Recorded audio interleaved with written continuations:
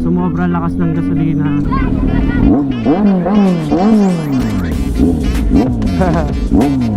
Sobrang restricted niya na screen, makikita nyo. So ito na siya ngayon, and pinalitan lang ng stainless yung part ng catalytic. Ito yung papalitan lang siya ng open na tubo. Testing natin ngayon yung tunog ng walang breadbox pero may catalytic.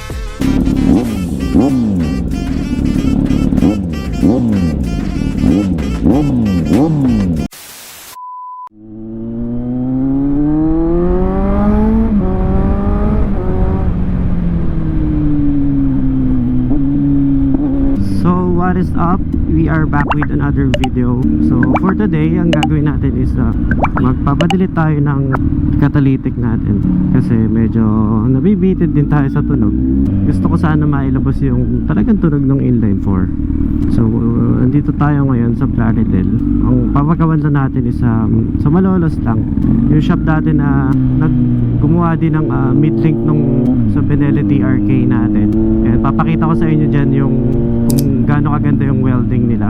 So maraming nagtatanong din kung anong magiging benefit and anong magiging downside pagka inalis mo yung catalytic mo. So sa benefit muna tayo, yung motor hindi yung exhaust mo is hindi na restricted, magiging free flow na siya. Kaso ang downside dong sa kabilang ng pag-alis mo ng catalytic is mawawala na yung back pressure niya. And ang purpose ng back pressure is I think para siya sa sa higher speed, para hindi na uubos yung parang hininga ba nung makina mo, parang ganun. Unlike ng pagka free flow na siya, so unang arangkada mo pa lang dire-diretso na ilabas ng hangin niya, walang naiipon, meaning wala nang back pressure. So parang mangyayari is yung peak power ng bike mo is lilipat sa low end, which is sa arangkada. Malakas na yung flow ng hangin sa exhaust, di na siya ganun ka-restricted. Kaso meron ding downside yun. Downside naman niya is magre-reach ka sa gas, meaning medyo lalakas ka sa konti sa gas, based lang din sa mga research and studies na nabasa ko. Ang mangyayari kasi, since lalakas yung flow sa exhaust, ang tendency is habulin ng ECU yung hangin, parang pagpapantayin niya yung gas, air and fuel mixture niya. So medyo magi-struggle siguro sa ECU sa part na yun. Kaya dyan papasok yung kailangan mo magpa AFR tuning, or tinatawag nila minsan na remap, retune. Sigurado ako sa malaki ang ipagbabago nyo sa tunog. Iingay talaga siya kasi nga hindi na restricted, na open yung pipe mo. So talagang todo hihiyaw talaga siya. So na-mention ko rin kanina na possible talaga tumaas yung fuel consumption natin. So sa part na yan, malalaman natin yan kasi nanonood din ako ng mga video sa YouTube, pero walang nagko-conduct ng test or wala pang gumagawa ng video about before and after sa fuel consumption. So sakto may lakad tayo mamaya, so tetestingin agad natin kung talagang may noticeable difference ba siya sa power and sa fuel consumption. Sa mga recent ride ko, makikita nyo dyan sa mga video ko dyan, Sagada ride and Dingalan ride namin, ang fuel consumption ko is sa Sagada ride ko is 20.5 kilometers per liter. So sa Dingalan ko is parehas din, and hindi siya chill drive medyo mix siya, na medyo spirited driving, may part na relax pagka maganda yung view, pero not totally all the way na spirited driving siya na rat-rat.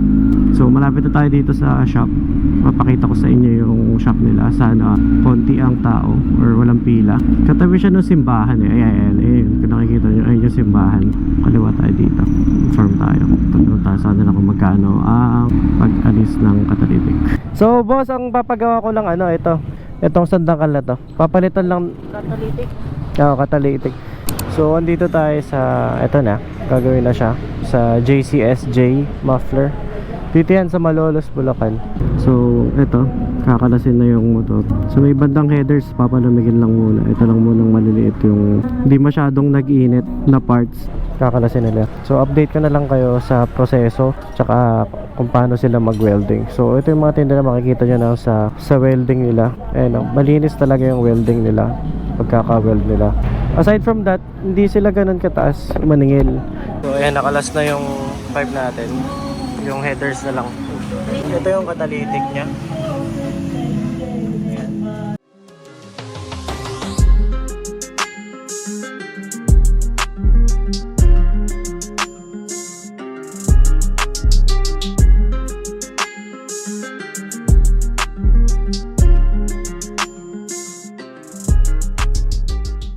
Sobrang restricted niya na screen.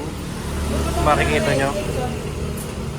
Sobrang kapal niyan. Hanggang itong kabuong loob nito is puro ganyan. So talagang restricted yung labas ng hangin nyo. Bigat siya. Siguro almost parang touch ako mga 2 to 3 kilos to. Ito lang. Itong catalytic alone lang. So bago nyo testingin yung motor nyo ulit, make sure na nakasaksak tong auto sensor nyo para hindi kayo mag-check engine. So sound check na tayo. Okay na. Sound check.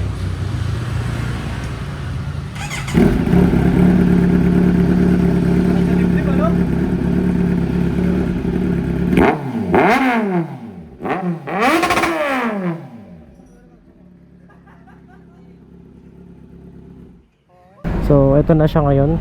And pinalitan lang ng stainless yung part ng catalytic.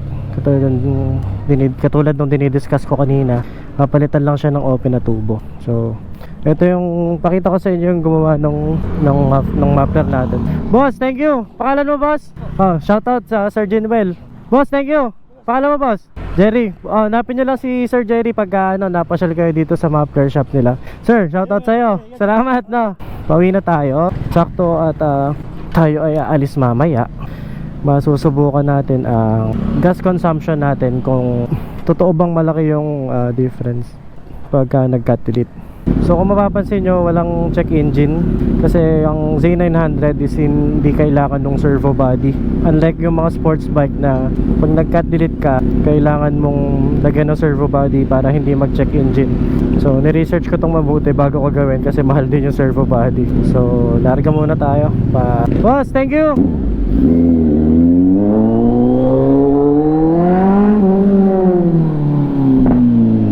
Napakasarap ng tunog. Grabe. Sa power, hindi pa natin masasabi kung meron siyang difference.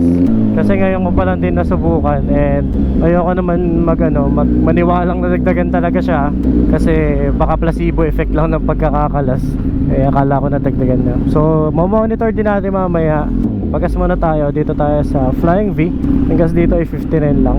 So, ang sabi ng mga kagrupo natin sa grupo ng Z900, dati daw is from 18 kilometers per liter sila, naging 11 to 12 kilometers per liter. So, ang laki. Sobrang laki ng difference doon. So, tingnan natin kung dahil ba sa cut delete yun or baka lang masarap masyadong bumomba. Ang laki ng changes sa tunog eh. Naging macho yung tunog. Naging brusco eh. So, ang gas up natin is 820 pesos. So, dati yung gasolina ko na naabot dyan sa limit na to, sa part na yan, umaabot siya ng 200 to 220 kilometers bago ko makarating ng 1 bar or 2 bars. Pag uwi, magpapagasolina ulit ako para makita natin kung ilang kilometers per liter. Thank you po. So, shoutout sa'yo, Kuya Jerry ng JCSJ Muffler Shop. Ayan, pa-plug ko dyan. Napakaganda, napakalinis nila gumawa. So magre-reset tayo, trip A, pati na rin trip B, i-reset natin. So sa setup natin, ang sport mode and road mode kasi parehas lang siya ng power mode. Parehas lang naka full yung power niya. Ang difference lang ng sport mode tsaka ng road mode, traction control. Yung sport mode ay meron siyang traction level 1, and then yung road mode mayroong traction level 2. So sa testing natin na to, gagawin natin yung sa sport mode tayo magte-testing para ma-calculate nyo talaga yung tamang fuel consumption. Ang gagawin mo is yung full tank method. So paano siya gawin? So papa full tank ka lang ng up to do sa level ng bakal or kung saan mo siya kayang tandaan. From there, i-reset mo yung trip meter mo. So katulad kanina, nireset ko yung trip meter ko. And then for example, nag-travel ka ng 100 kilometers tapos nagpagasolina ka na. So ang gagawin mo, i-divide mo yung total travel mo, kilometers, tapos Tapos kung ilang litro yung napagasolina mo. Pagka nagpagas ka ulit, make sure na full tank ulit. Abot ulit dun sa part na kung saan ka nagpa full tank nung una. Formula is kilometer travel divided by liters na naikarga mo after ng travel. So kung ano yung lalabas doon, yun yung kilometer per liter mo. So ganun siya kung paano ka mag-compute ng fuel consumption na accurate. Kasi yung reading dito sa ano lang yan eh, mga ganun, estimate lang yan, more or less yan. So kung gusto mo talaga na accurate, gawin mo yung sinabi ko dyan. So hindi lang naman ingay yung dulot ng grabe yung backfire. So hindi lang naman ingay yung dulot ng pag-remove natin ng catalyst. May benefit din siya bilang rider. Magiging aware yung surroundings mo na may parating ka. Kasi medyo mahirap maalangan sa big bike. Alam to ng mga big bike riders na pagka bigla kang kinat or na side swipe ng sasakyan or ng mga motor na hindi ka narinig na paparating ka, sigurado tumba ka na agad. Tulad na na-mention ko kanina, pagka nagpa-cut delete ka, maiiba yung takbo ng AFR mo, air fuel mixture. Most likely magpapa-tuning din tayo. Hindi pa ngayon, pero i-monitor muna natin kung kailangan ba natin talaga magpa-tune. Pag sobrang dalas ng backfire or sumobra lakas ng gasolina natin, then doon natin ipapaayos yung natin, air fuel ratio. So sa ngayon, testing muna tayo, naka-enjoy siya gamitin. So ina-expect ko baka medyo talagang magkukonsumo tayo ng gas kasi ang sarap niya i-drive eh. So shoutout pala sa ating bebe para sa ating jacket. Napakasarap niya suotin. Thank you sa'yo. For sure, mas marami rin na magpapa-request ng pabomba. Kaya malalakas tayo sa gasolina. Simpleng bagay lang naman para sa mga bata na napapasaya din natin. So ito, nakapagpa-cut delete na tayo. So ito yung lumang catalytic natin. And then ito yung pinalit natin na catalytic.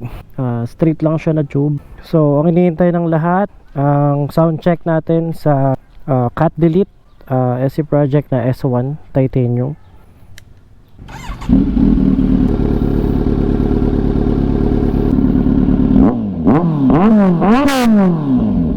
Grabe, sobrang ingay niya.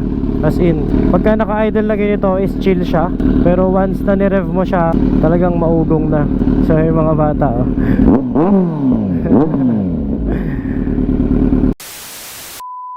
So para matest natin ang accurate yung gas consumption natin, nagpahangin ako ng gulong sa tamang VSI. So balik tayo sa cut delete natin.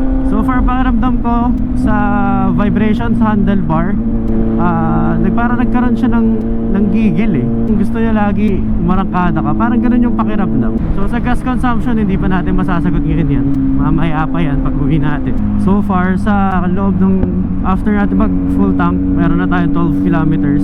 At dyan sa 12 kilometers na yan, lahat dyan traffic. And hindi ko tinitipid yung yung paggamit. Normal driving style tayo para hindi manipulated yung result.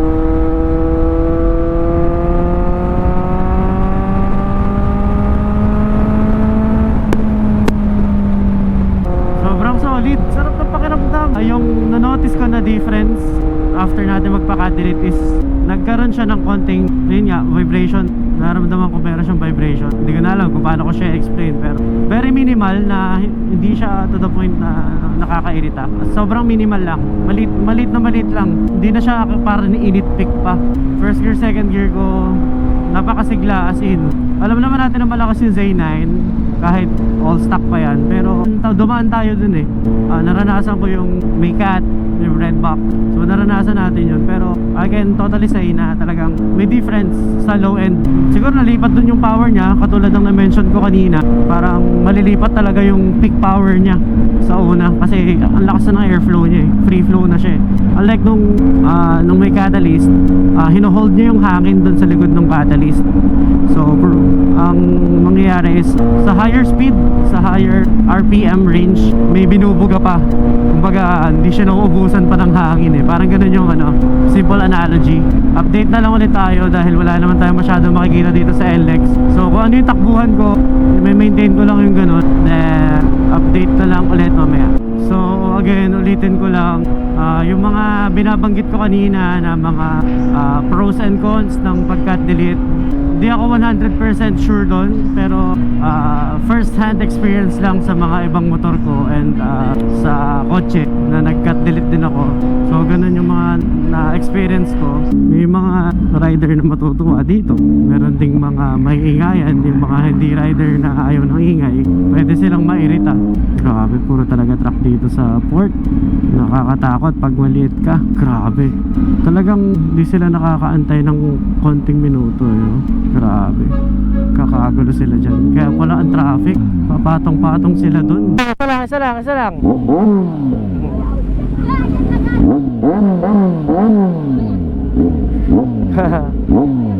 Okay na yan. Ayun na, madami na natutuwa sa ating mga kabataan sa paligid. So yun ang magpapataas ng gasolina natin. So nakakatuwa naman kasi nag-enjoy sila, pero hindi ko rin pinapaabuso masyado kasi masama rin yung epekto nun sa makina pag nire-rev mo siya ng nire-rev. Hindi siya healthy para sa makina. We have 61 kilometers. Andito pa tayo sa MOA. Yung kabuuan nitong 61 kilometers ko, almost 40% dito is traffic. As in talaga standstill traffic dito ngayon sa MOA kasi weekends. As in hindi talaga, katulad nito ganyan. Mas malala pa kaninang hapon. Hopefully maganda ang result. Sana hindi tayo mabigla. So update ko na lang kayo pagdating natin sa gas station ulit. Siguro magka-coffee muna ako dito sa gilid bago umuwi. Traffic din okay na rin mag-chill muna sa gilid.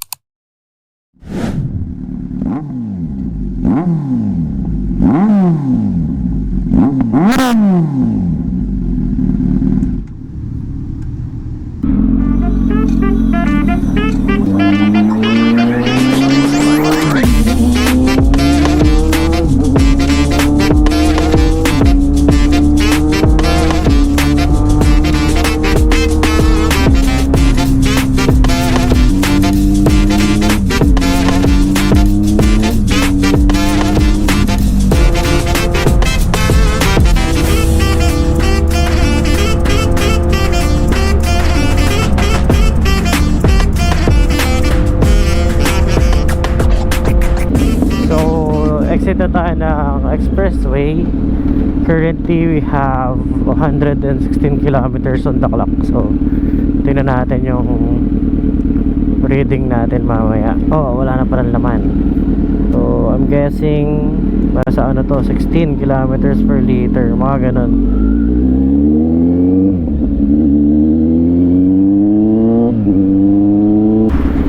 So grabe, mahal dito 70. 360. So ang nagas natin is 6.7 liters. Hula ko dito mga 17 kilometers per liter. 117 ito, 117.1 divided by 6.789. Tadaan! So 17 kilometers per liter tayo. So tingin ko naman is very normal kasi sobra yung traffic natin sa city kanina. Nakita nyo naman sa video natin, as in super standstill traffic. Tapos nag-conduct tayo ng mga testing kasi since bago nag-rev tayo sa parking lot and may mga nakikibombong mga bata. So I'm guessing for me this is normal.